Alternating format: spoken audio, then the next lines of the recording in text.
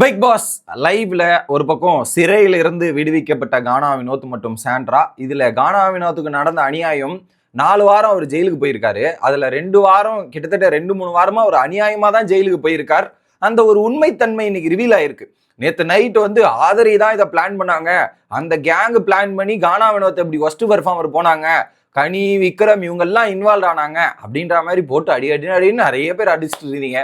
But அது உண்மை கிடையாது அப்படின்றதையும் பதிவு பண்ணோம். ஏன்னா காலில் பிளான் போட்டதே இந்த 2 பேர் தான். அதை நம்ம நேத்தே கனி சொன்னதா நம்ம ஒரு வீடியோவில் பதிவு பண்ணியிருந்தோம். திரும்ப அந்த பதிவை நான் இப்போ உறுதிப்படுத்துறேன். ஏன்னா தன்னைத்தானே ஸ்டேட்மெண்ட் வாக்குறுதி கொடுத்துருக்காங்களே கானா வினோத் முன்னாடி. அப்போ யார் வந்து இது வாலண்டரியா பண்ணியிருக்காங்க. ஸோ பயம்னா என்னன்னு தெரியுமா? கானா வினோத்தை டாஸ்கில் விளையாடாம வைக்கிறது தான் எங்களுடைய பயம். ஏன்னா அவர் டாஸ்கில் வந்தால் ஜெயிச்சிருவார், அப்புறம் நாங்கள் என்ன ஜெயிக்கிறது அப்படின்ற ஒரு பயத்தில் 2 பேர் பண்ண வேலை தான் இது. அதை பற்றி நம்ம பார்ப்போம். காலையே விக்ரம் மற்றும் அமித்துக்கு இடையே நிறைய பேச்சுவார்த்தைகள்லாம் நடந்துச்சு. இது எல்லாத்தையும் கொஞ்சம் டீட்டெயிலாக பார்த்துருவோமே. சேனலுக்கு புதுசாக இருந்தீங்கன்னா சப்ஸ்கிரைப் பண்ணிருங்க. வீடியோ பார்க்குற அனைவருமே மறக்காம லைக்கும் ஐப்பும் பண்ணீங்கன்னா ரொம்ப ரொம்ப யூஸ்ஃபுல்லாக இருக்கும். இப்போ கண்டென்ட்டுக்குள்ளே போயிடலாம்.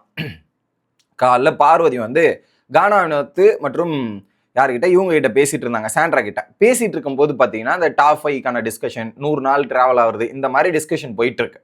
அப்போ சொல்றாரு பார்வதி சொல்றாங்க, ஆமா கானா வினோத்தை வந்து ஒஸ்ட் பெர்ஃபார்மர் போடுறது தான் எங்களுடைய ஸ்ட்ராட்டஜி, பிளான் பண்ணி தான் நாங்க போட்டோம் அப்படின்றத ஓப்பனா உடைக்கிறாங்க.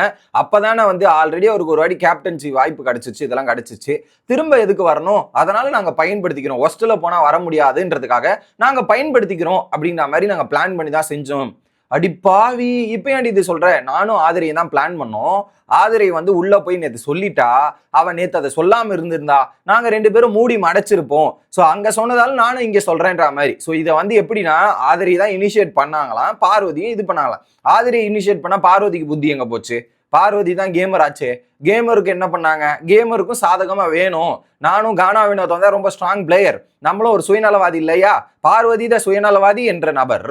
அவங்க வந்து ஜெயிக்கணுன்றதுக்காக ஒரு டிசர்விங் கேண்டிடேட்டை தூக்கி ஜெயிலில் போட்டு அடைச்சிட்டு நாங்கள் ஒரு ஸ்ட்ராங் பிளேயர் இல்லாமல் ஆட்டத்தை ஆடி ஜெயிப்போம் அப்படின்னும் போது நீங்கள் எவ்வளோ மட்டமான பிளேயர், எவ்வளோ வீக்கான பிளேயர்னு அந்த இடத்துல ப்ரூவ் பண்ணுது அப்படின்றது தான் எனக்கு தோணுது. ஏன்னா ஒருத்தர் நல்லா பர்ஃபார்மன்ஸ் பண்ணி அவனை தூக்கி ஜெயிலில் போகிறது அநியாயம். இதைத்தானே நீங்கள் கேட்குறீங்க பல இடத்துல. பார்வதிக்கு நல்லா பர்ஃபார்மன்ஸ், பார்வதி கேட்கும் கேள்வியே நம்ம பார்வதியை கேட்போம். நல்லா பர்ஃபார்மன்ஸ் பண்றவனை தூக்கி ஜெயிலில் போறதும் அவனுக்கான கிரெடிட் கொடுக்காம இருக்கிறதும் எவ்வளவு பெரிய தப்புன்னு நீங்க பேசுறீங்க. அப்போ அதைத்தானே நீங்களும் செய்யறீங்க. விதை விதைத்தவன் வினை அறுப்பான். நீங்க பண்றதா உங்களுக்கும் திரும்ப வரும். நீங்க என்ன பண்றீங்க? இப்போ கானா வினோத் நல்லா பர்ஃபார்மன்ஸ் சொல்றாங்க. காலைல கானா வினோத் பயங்கரமா கேப்டன் பண்ணாரு, பயங்கரமா இருந்தது, நெகட்டிவ்ஸே கிடையாதுன்னு அவ்வளவு பேச்சு பேசிட்டு உங்களுடைய சுயநலத்துக்காக அவர் ஜெயிலில் அனுப்புறீங்க. அப்போ அவர் பண்ண கிரெடிட்டும் அவருடைய வாய்ப்பு மறுக்கப்படுகிறது, பறிக்கப்படுகிறது இல்ல? அது எவ்வளவு பெரிய தப்பு? பெரிய தப்புல. இது வந்து ஸ்ட்ராட்டஜி, ஸ்மார்ட் மூவ் என்ன வேணாலும் சொல்லிங்க. ஆனா இதெல்லாம் ஒஸ்ட் மூவ்ன்றது நினைக்கிறேன். ஸோ அது நியாயப்படி விளையாடுங்க, நியாயப்படி இது பண்ணுங்க. அது ஆதரி பண்ணாலும் சரி. ஆதரி வந்த நாள்ல இருந்து கானா வினோத் மேல வன்மம் இருக்கு. வன்மத்தை கானா வினோத்தை எக்ஸ்போஸ் பண்றதுக்கு தான் நான் வந்திருக்கேன்ட்டு. ஸோ அவங்களும் சுயநலமா யோசிச்சு இதுதான் சான்ஸ், கானா வினோத்தை முடிச்சு விட்டுவோன்ற மாதிரி 2 வாரம் ஒரு வாட்டி என்னடானா எஃப்ஜே வந்து நான் இது வியானாவை சேவ் பண்றேன்னு ஜெயிலில் போட்டார். இப்போ இவரை ஜெயிலில் போறாங்க. ஆனா ஒன்னும் உங்களுக்கு புரியல, ஜெயிலில் போட்டா அது ஒரு ஸ்கோப்பு, மைலேஜ் அப்படின்றது இவனுங்க பண்ற எவனோ எடுக்கிற முடிவெல்லாம் கானா வினோத்துக்கு சாதகமா வருது அப்படின்றது நம்மளால பார்க்க முடிஞ்சு. So I am feeling very sad for Gaana Vinod. ஏன்னா அவரு அந்த ஜெயிலில் போறதுக்கு ஒரு டிசர்விங்கான கேண்டிடேட் இந்த வாரம் கிடையாது அப்படின்றதுல நம்ம சொல்லியிருந்தோம். அதுதான் இங்க நிறைவேறி இருக்கு. ஸோ பார்வதி பண்ண மேட்டரை பார்த்து பேசுங்க மேடம், பேசுங்க. நிறைய பேர் வந்து ஆதரியை போட்டு அடிப்பதும் இதெல்லாம் நடந்து கொண்டிருந்தது. மெயின் பிளானரும் ஒரு கூட ஒருங்கிணைந்து பிளான் பண்ண பார்வதியும் ஏதாவது கேள்வி கேளுங்கள், இதெல்லாம் கேளுங்கள்ன்றத பதிவு பண்ணிக்கிறேன். ஏன்னா ஒரு பக்கம் அப்பாவிகள்லாம் சோசியல் மீடியாவில் வந்து தப்பே பண்ணாதவங்க நிறைய பேர் அடி வாங்கிட்டு இருக்காங்களா? தப்பு பண்ணவங்களை அடிங்கப்பா, தப்பு பண்ணாதவங்களை எதுக்கு அடிக்கிறீங்க அப்படின்ற மாதிரி தான் எனக்கு தோணுச்சு.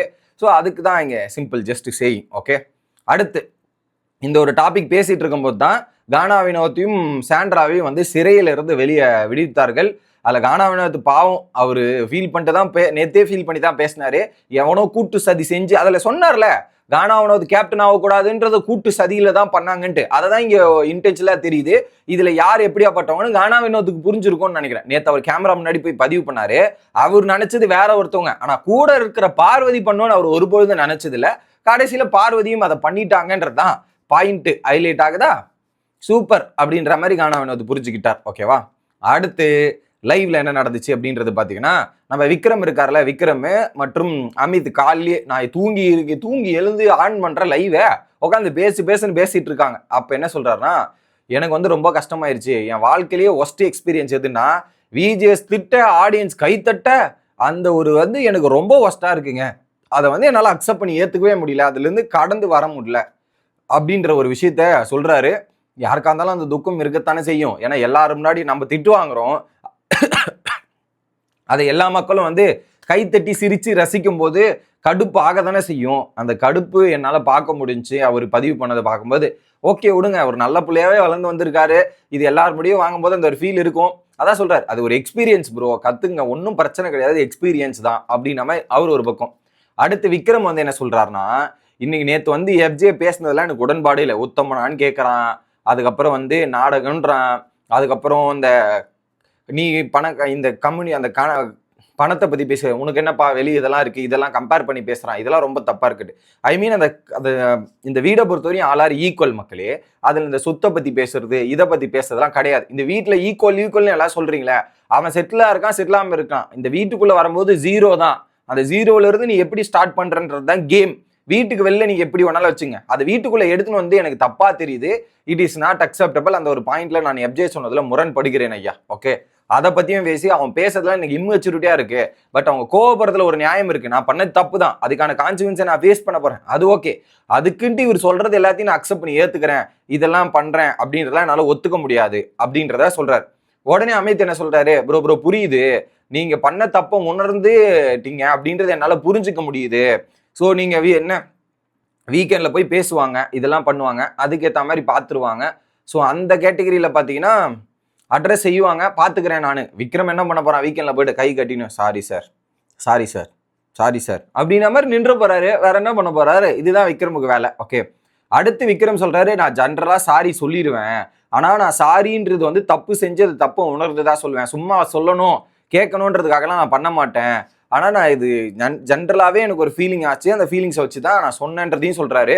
இப்ப எல்லாருமே என்னை பத்தி தப்பா நினைப்பாங்க, வெளியே எல்லாருமே இத்தனை நாள் வந்து இவன் நல்லவன் மாதிரி நல்லவனா இருந்துட்டு இதெல்லாம் வந்துட்டு இப்போ ஒரு விஷயம் பண்ணும்போது ஆமாமா ஃப்ராடா தான் இருப்பான், ஃப்ராடுத்தனமா தான் இருப்பாங்கன்ற மாதிரி நினைப்பாங்க. எல்லாருக்கும் ஒரு ஃப்ளா இருக்கும்ல, அந்த ஒரு ஃப்ளா எனக்கு இந்த டைம் வந்திருக்குது போல.